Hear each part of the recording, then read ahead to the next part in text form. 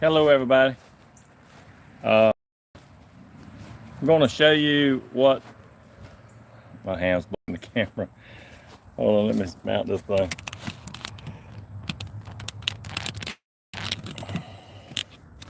Okay, I'm going to show you what I've been working on. It's my nephew's car. It's a Ford Focus, and it's not this one. But I'm going to tell you, I had some issues with it too, and it seems like it comes in twos. But this is what I'm going to talk about. It's the Ford Focus back here. This Ford Focus really, it stumped me. And I don't usually get stumped on stuff like this, but this Ford Focus, it's a 07 model, and I'm gonna kind of cut right through the chase and start telling you what I went through. And my grandson drove the car. I had to go pick it up with a trailer. I went over there and I put jumper cables on it. That didn't start it. I'm gonna go ahead and raise the hood.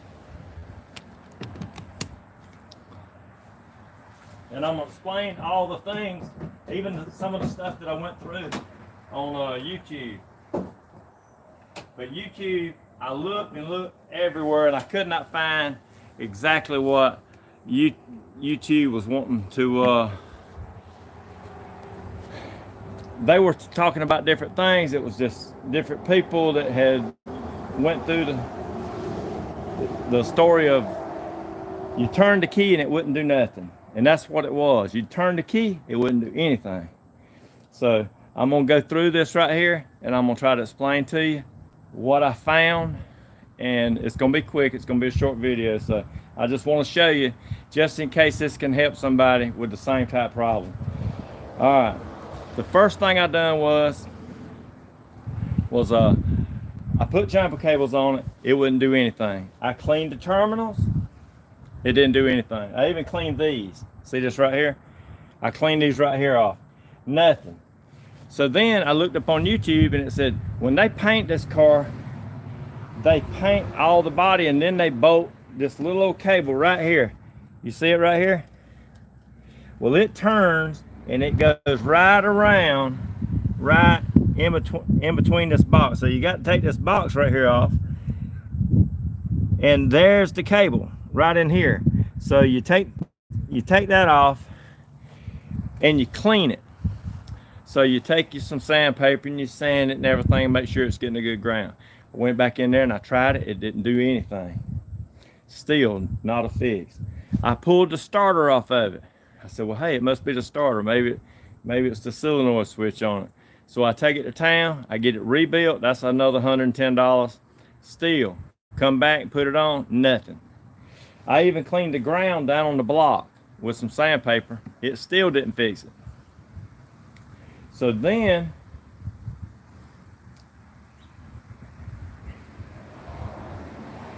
this thing was really so then I come back and we take the battery cable off.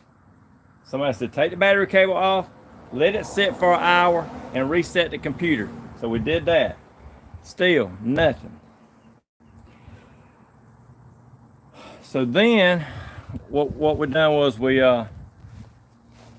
come and it said maybe it's the lock, like the anti-theft thing. So we put the key in there and you hold it for like 1 minute, and then you pull the key out, and then you stick it back in and you turn it the other way for a minute. Then you pull it back out and unlock it, and then you get back in the car and it still wouldn't crank.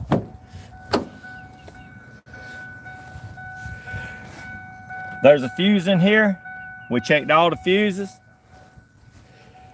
Another one said, check the fuses. That one right here, that one right there is like the ignition. It didn't do any good. Plus it wasn't blowed, and it didn't have any corrosion or anything on it. All right, so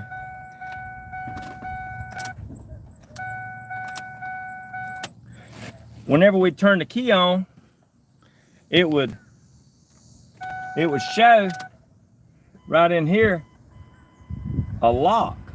It had a blinking lock on the dash, and I knew that was like an anti-theft. So we got in here and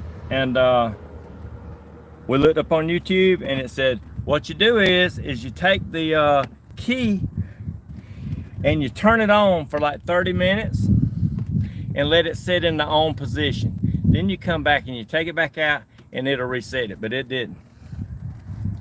So I called a friend of mine. Hey everybody. I called a friend of mine and he said, what you need to do is call a locksmith out here. So he said, call a locksmith, get him to cut you another key. He said, because that chip in that key can go bad. And I said, man, that key ain't got no chip in it. He said, oh yeah, it's got a chip. But you see, it's not in the key right here, this part. And you see it's thin. The chip is in this part, and it don't even look like it. Hey, Balloon. Hey, Connie. It's a chip in there. It don't look like it, but it is a chip. And he said, I said, well, man, that key is broke. A little piece of it broke off with my grandson. It's laying in the floorboard. He said, just take that piece, put it near the ignition switch, and turn it. He said, and see if it don't crank. So I did that. I stuck it in there, just like that. It cranked right up. So since then I've learned that the key thing here, the chip in it can actually go bad. It can just go bad. I mean, like, you ain't did nothing to it or nothing, I mean, and it just go bad. So this has a chip in it, and it can crank the car and then die. If the chip's bad in it, it's gonna make it die. So I